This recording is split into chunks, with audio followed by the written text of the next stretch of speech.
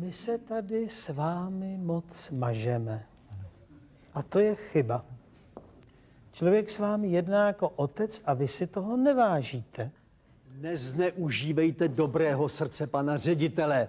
Jste přece rozumní chlapci. Rozumní chlapci? Toto jsou rozumní chlapci? Vždyť je to tady jeden vedle druhého samý debil nebo blbeček.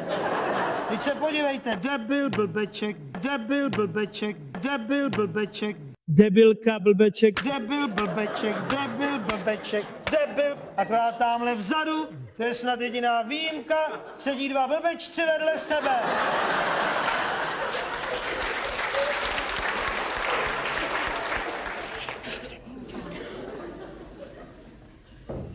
Mluv s nima zeleně, mluv s nima fialově nebo bledě modře, všecko stejný. Pořád na tebe zírá stádo tupých obličejů.